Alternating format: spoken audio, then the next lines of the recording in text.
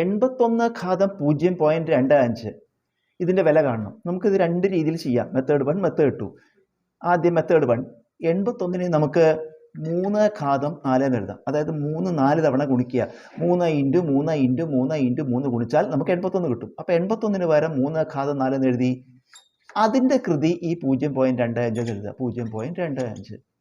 നമുക്കറിയാം A ഘാതം M whole ഘാതം N സമം A ഘാതം M into N. അതായത് ഒരു പാദസംഖ്യ അതിന് രണ്ട് കൃതി വന്നാൽ പാദസംഖ്യ എഴുതി കൃതികൾ തമ്മിൽ ഗുണിച്ചെഴുതിയാൽ മതി. അതുപോലെ ഇവിടെ ഒരു പാദസംഖ്യ അതിന് രണ്ട് കൃതി വരുമ്പോൾ പാദസംഖ്യ എഴുതി. അതുപോലെ ഇവിടെ പാദസംഖ്യ 3 എന്നിട്ട് എമ്മും എന്നും ഗുണിച്ചു.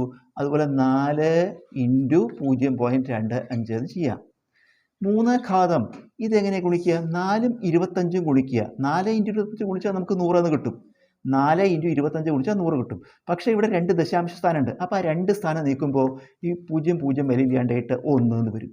അപ്പോൾ നമുക്കിതിനെ 3 ഘാതം ഇത് ഗുണിക്കുമ്പോൾ 1 എന്ന് വരും. 3 ഘാതം 1 എന്ന് പറഞ്ഞാൽ 3 ഒരു പ്രാവശ്യം, അതായത് 3. ഇനി മെത്തേഡ് 2 നമുക്ക് ചെയ്യാം. വീണ്ടും 81 ഇതുപോലെ എഴുതുക.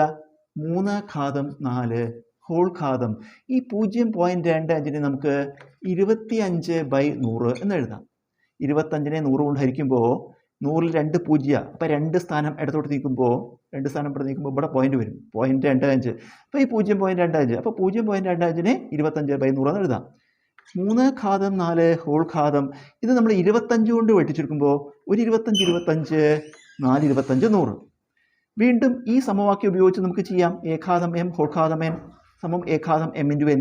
അതുപോലെ 3 ഘാതം 4 ഹോൾ ഘാതം 1/4. 3 ഘാതം എന്നിട്ടിട്ട് ഇത് രണ്ടും കൂടി ഗുണിക്കുക. 4 × 1/4.